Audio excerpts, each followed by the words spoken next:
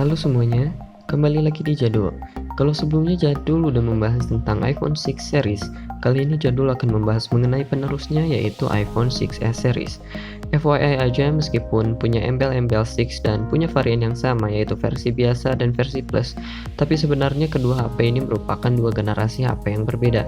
Jadi sebelum kita masuk ke pembahasan alasan apa aja yang membuat HP ini layak dan tidak layak dibeli di 2020, akan kami bahas secara singkat beda iPhone 6s series dan 6 series. Sebenarnya, secara umum iPhone 6 series dan 6s series itu sama, mulai dari ukuran bodi, ukuran baterai, rasio layar, jenis layar, ketajaman layar, hingga sebagian varian warnanya. Tapi tentu aja karena iPhone ini dikeluarkan 1 tahun setelah iPhone 6, maka ada beberapa upgrade yang dilakukan pada HP ini. Yang pertama adalah jumlah RAM yang lebih besar, dari asalnya hanya 1 GB menjadi 2 GB. Kemudian chipset yang digunakan menjadi chipset Apple A9. Jika pada iPhone 6 OS yang digunakan adalah iOS 8 yang dapat di-upgrade hingga iOS 12, maka pada iPhone 6s digunakan iOS 9 yang dapat di-upgrade hingga iOS 13. Selain itu, baik pada varian biasa ataupun Plus, terdapat pilihan storage yang lengkap mulai dari 16 hingga 128 GB. Pada bagian kamera juga terdapat upgrade yang cukup besar.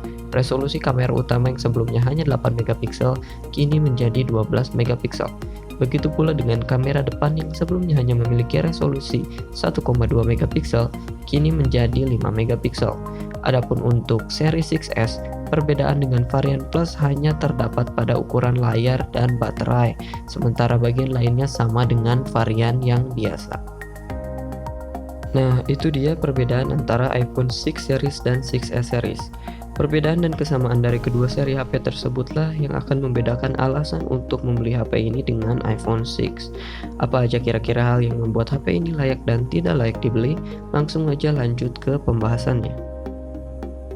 Seperti edisi iPhone 6 dan 6 Plus kemarin, maka pembahasan kali ini juga akan dimulai dari hal yang membuat iPhone 6s dan 6s Plus menjadi layak beli di 2020.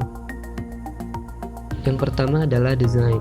Sama seperti kakaknya yaitu iPhone 6 dan 6 Plus, iPhone 6s dan 6s Plus juga memiliki bodi yang sama. Karena iPhone 6 dan 6 Plus memiliki desain yang saya rasa masih modern dan kece untuk digunakan di 2020, maka iPhone 6s dan 6 Plus juga sama. Frame dan bagian belakang metal, bagian depan dengan Corning Gorilla Glass, dan bentuk bodi dengan lengkungan di sisinya serta warna yang elegan masih menjadi alasan yang saya rasa cukup kuat untuk menggunakan ataupun membeli HP ini di 2020. Yang kedua adalah kameranya. Berbeda dari kakaknya iPhone 6 series, pada iPhone 6s series ini resolusi kamera yang digunakan sudah sangat mumpuni. Meskipun kita tahu kamera iPhone selalu bagus, tapi tentu peningkatan resolusi akan membuat kualitas kameranya menjadi jauh lebih bagus. Dengan resolusi kamera belakang 12 megapiksel dan kamera depan 5 megapiksel, kamera HP ini menjadi sangat layak untuk bersaing dengan HP di harga yang sama saat ini di 2020. Bahkan jika dibandingkan dengan HP entry level di harga yang sama, HP ini masih memiliki kualitas foto yang sedikit lebih baik. Yang ketiga adalah OS. Operating System atau OS merupakan instrumen yang sangat penting dari sebuah HP, apalagi HP Apple karena kekuatan utama HP keluaran Apple adalah pada iOS-nya. Alasan mengapa HP iPhone hanya membutuhkan RAM dan baterai yang lebih kecil dari Android adalah karena OS-nya yang berjalan sangat efektif.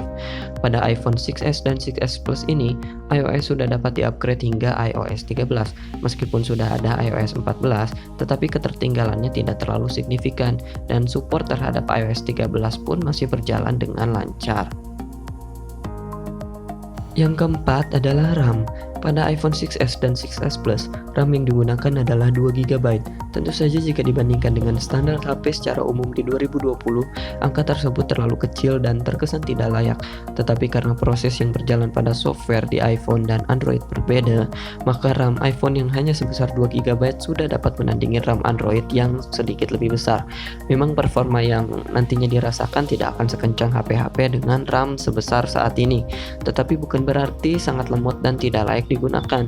Dengan RAM 2 GB tersebut, HP ini masih dapat mengimbangi aktivitas mobile di 2020. Yang kelima adalah layar. Layar pada HP ini sebenarnya sama aja dengan iPhone 6, tetapi bukan berarti layarnya jelek. Resolusi yang cukup dan ketajaman layar yang tinggi menjadi nilai lebih dari layar ini dibandingkan HP lain di kelas harga yang sama saat ini. Meskipun layarnya masih IPS, tetapi warna yang dikeluarkan oleh HP ini sudah sangat bagus dan bahkan bisa dibilang mendekati kualitas layar LED. Selain itu, layar HP ini telah dilindungi oleh Corning Gorilla Glass yang menjadi pelindung layar HP ini jika mengalami benturan ataupun gesekan. Oke, jadi itu 5 alasan kenapa iPhone 6s dan 6s Plus masih layak pakai dan dibeli di tahun 2020. Kalau gitu sekarang kita lanjut aja ke 5 alasan yang membuat HP ini jadi gak layak beli di 2020. Alasan yang pertama adalah karena baterainya. Baterai HP ini memiliki kapasitas yang lebih kecil dari iPhone 6 series. Jika sebelumnya pada iPhone 6 menggunakan baterai 1810 mAh dan iPhone 6 Plus menggunakan baterai 2915 mAh, maka pada iPhone 6s hanya menggunakan baterai berkapasitas 1715 mAh dan iPhone 6s Plus menggunakan 2750 mAh. Dengan chipset yang lebih kencang, RAM lebih besar, serta operating system yang lebih baru, baterai yang digunakan pada iPhone 6s series ini terlalu kecil. Meskipun seiring dengan adanya update pada iOS, ada peningkatan terhadap penghematan daya baterai, tetapi perbedaan yang didapat tidak terlalu signifikan. Yang kedua adalah performa. Meskipun HP ini sudah menggunakan chipset Apple A9, tapi karena HP ini sudah dikeluarkan 5 tahun yang lalu, maka performanya pun sudah tidak sebaik dulu. Jika mengacu pada hasil Antutu, HP ini masih bisa mendapatkan skor sekitar 130 ribuan.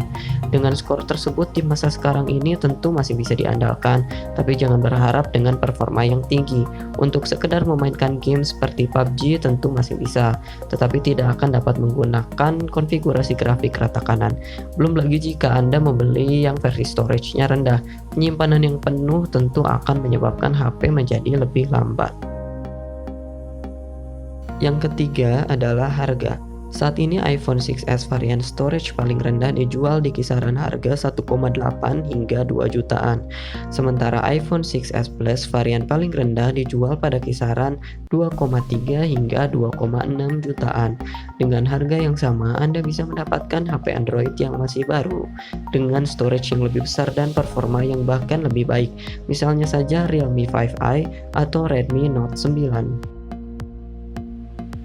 Yang keempat adalah stok di pasaran. Sama seperti iPhone 6 series, iPhone 6s series ini juga memiliki stok yang tipis di pasaran saat ini, sehingga HP ini agak sulit dicari. Saat ini iPhone bekas yang masih banyak dijual adalah iPhone 7 series dan iPhone 8 series. Kalaupun ada stoknya, besar kemungkinan yang dijual memiliki banyak minus, seperti aksesoris yang tidak lengkap atau ada banyak dent di bodinya atau bahkan iCloud-nya lock. Meskipun begitu, stok yang memiliki keadaan wajar juga masih ada dan tersedia, terutama jika Anda mencari yang refurbished. Tapi yang versi refurbished ini tidak saya sarankan karena mungkin ada spare part yang tidak original sehingga ada kemungkinan lebih cepat rusak. Yang kelima adalah OS. Meskipun OS ini menjadi kelebihan untuk dibeli, tetapi di sisi lain juga menjadi kekurangan karena OS yang sudah tidak akan bisa update. Dan sekarang sudah tertinggal satu generasi dari iOS yang paling baru, seiring dengan dirilisnya iOS 14. Jika digunakan hanya 1-3 tahun tentu tidak menjadi masalah, karena aplikasi yang masih support terhadap OS yang digunakan. Tetapi seiring berjalannya waktu, maka satu persatu aplikasi tersebut sudah tidak dapat diupdate lagi, atau bahkan aplikasi yang baru muncul dan baru dirilis tidak dapat di-download. Jika Anda tidak keberatan menggunakan OS yang sudah tidak dapat diupdate tentu tidak menjadi masalah. Tetapi jika Anda sangat concern terhadap user experience, maka ini merupakan hal yang dapat mengganggu Anda. Nah, itulah 5 alasan yang menurut saya menjadi kelebihan dan kekurangan untuk membeli atau menggunakan HP ini di 2020. Semoga info ini berguna bagi Anda yang masih tertarik membeli HP ini atau yang masih menggunakan HP ini tetapi bingung apakah perlu mengganti HP ataukah tidak. Tapi tentu saja pertimbangan saya kembalikan kepada pribadi masing-masing karena kebutuhan dan keinginan setiap orang berbeda-beda.